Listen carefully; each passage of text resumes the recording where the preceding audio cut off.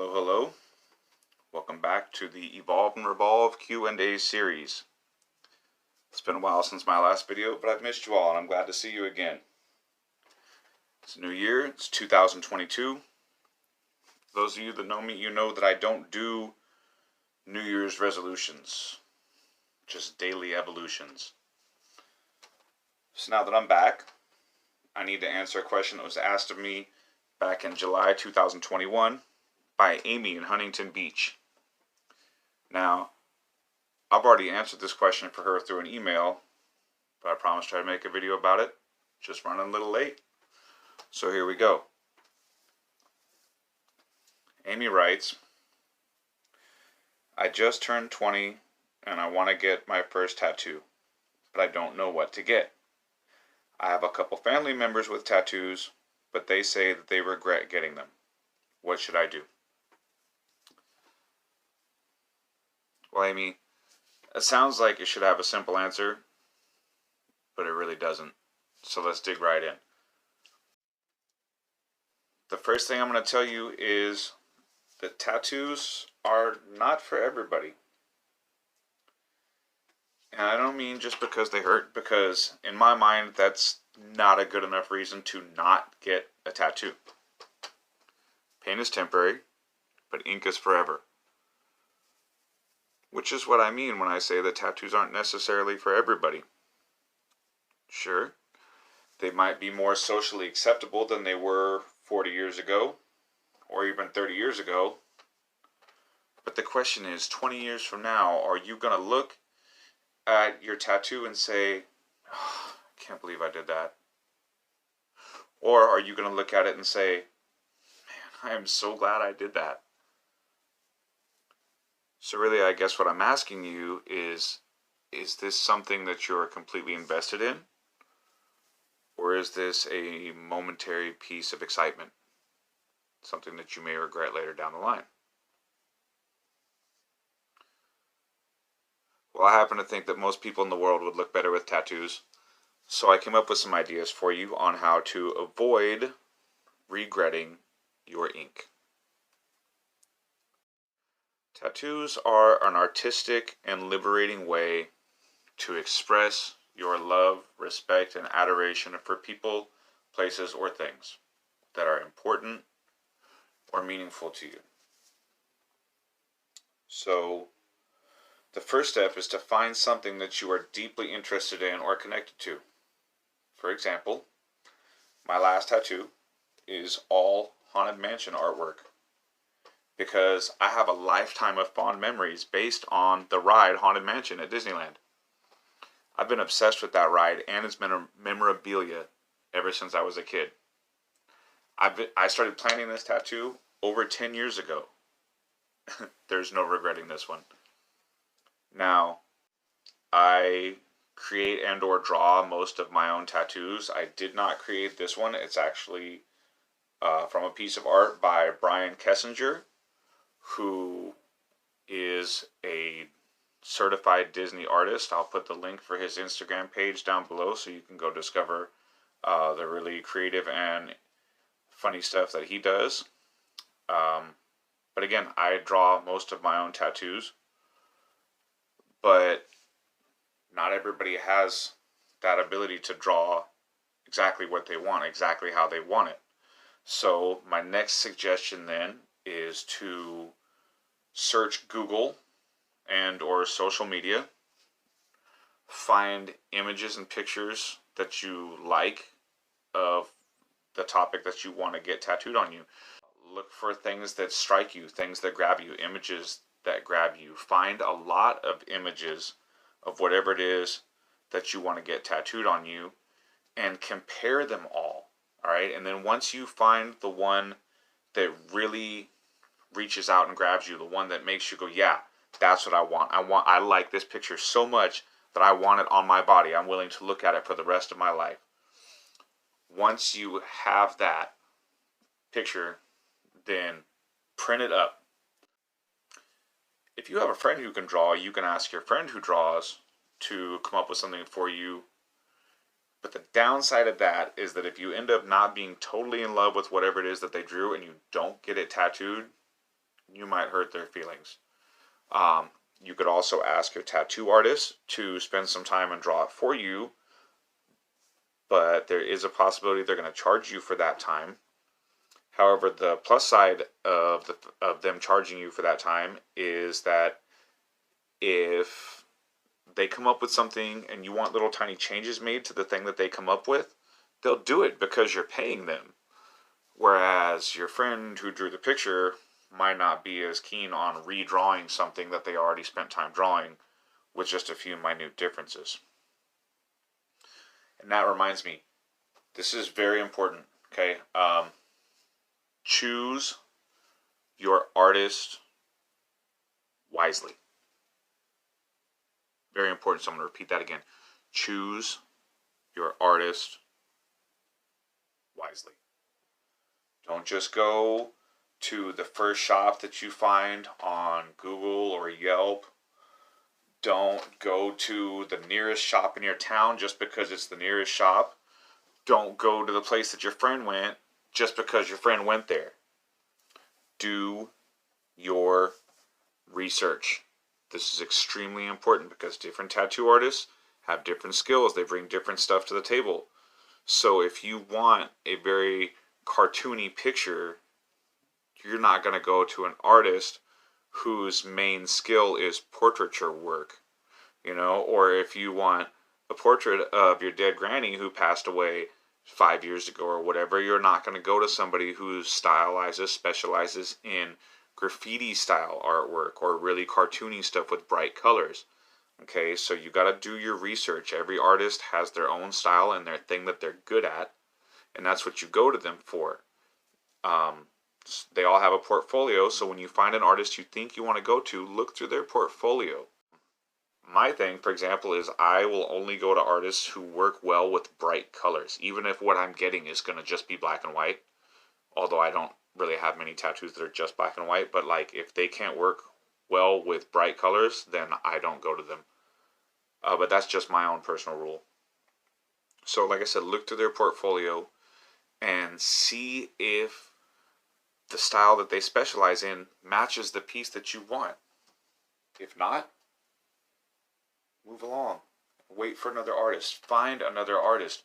Do some research and find somebody whose style matches the piece that you want to get. When I got my half sleeve, I drove 3 hours to my artist. Okay, I did my research and I found Tiffany Garcia, who owns Black Raven Tattoo in Torrance, California, and she does amazing work. She does work that is exactly like what I wanted. So I had four-hour sessions. This piece took 16 hours, okay? And it took 4 sessions, 4 hours a piece, and every time I wanted to go to a session with her, I had to drive 3 hours from Visalia, where I live, to Los Angeles, where she works, and it was completely worth it for me. It was worth the time, it was worth the gas, it was worth all of that, because I knew I was going to get what I wanted. I knew it was going to be a good piece, and I knew that she was the right artist for the job. Her link is going to be in the description box for her Instagram page. I have full faith in her, and I'm so glad that I found her. Again, there's no regretting this piece because it came out even better than I wanted it, and it came out better than I wanted it because I chose the right artist. Also, don't choose your artist based on how low their rates are, okay? You've heard people say that you get what you pay for. I have never found that to be more true than in the act of getting a tattoo. All right? It's going to be there for the rest of your life. So understand that the quality and skill of your artist is worth paying for. If they're charging you a very low rate, there is a good chance that they don't have a lot of experience, which is why they're charging a low rate, so that they can get more experience, so that people will be more willing to go to them. So I'm not saying that's a bad thing. I'm not saying that artists who charge a lower rate aren't worth going to, but what I'm saying is don't choose your artist just based on how much they charge, okay? This is going to be a major deciding factor in whether or not you regret getting a tattoo. getting a tattoo is truly a case of quality over quantity. All right. Sorry, got a little sidetracked here, so let's get back to what we're talking about.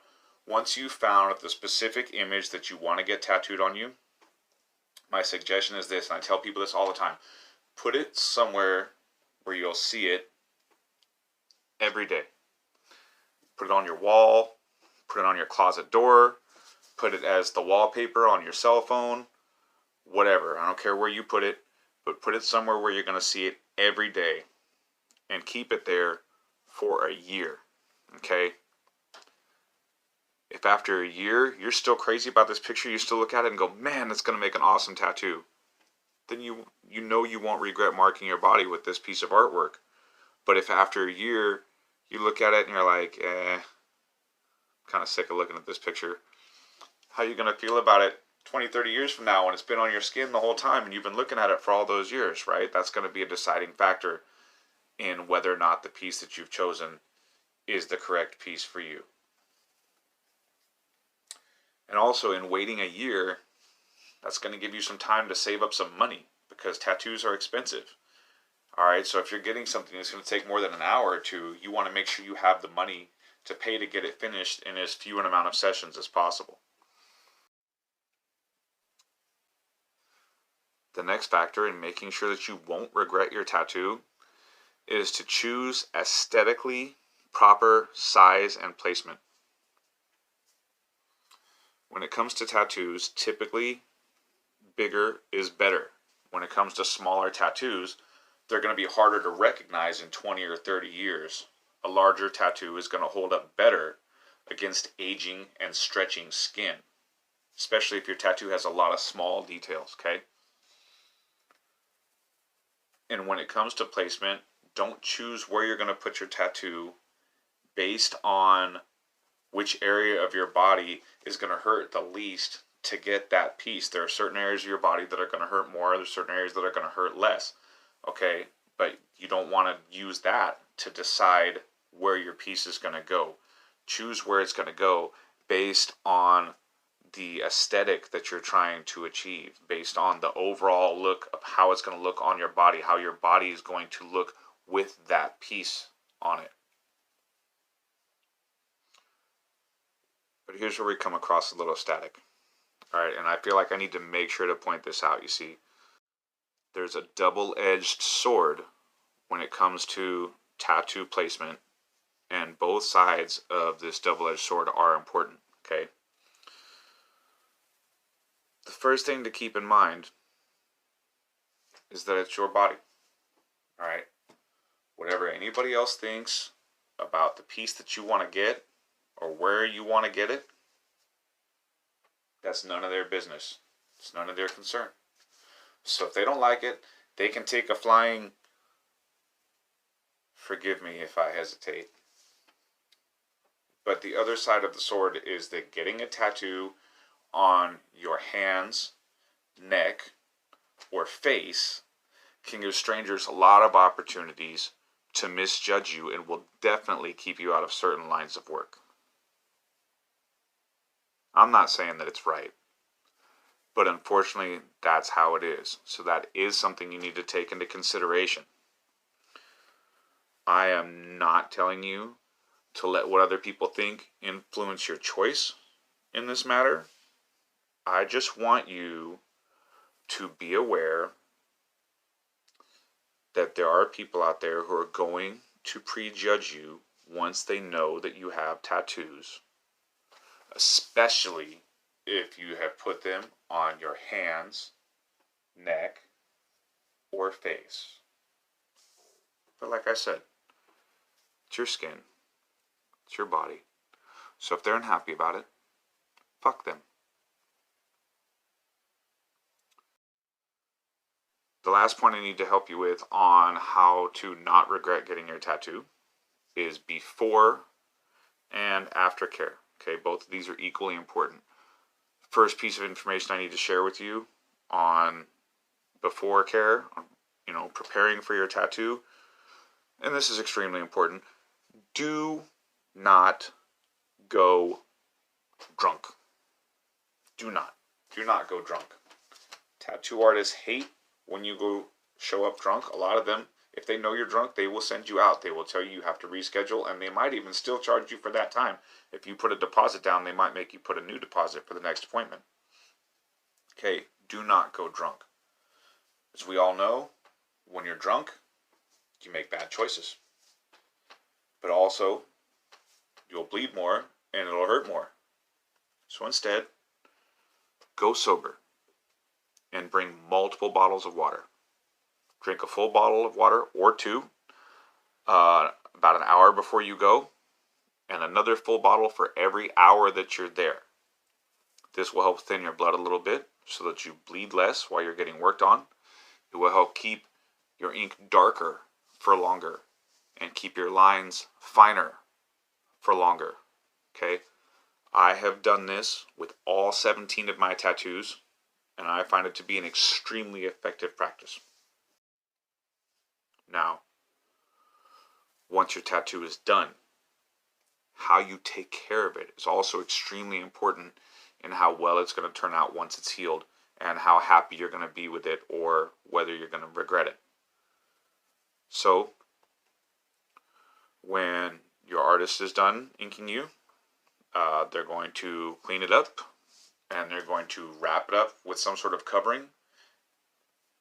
Different artists have different things that they use. Some people use saran wrap. Some people use like this fancy kind of one-sided bandage that's not gauze, because gauze is fabric and it will stick in a way that you don't want it to. Okay, but either way, regardless of what they put on your tattoo, you're going to want to leave it there for about 3 hours, at least 3 hours.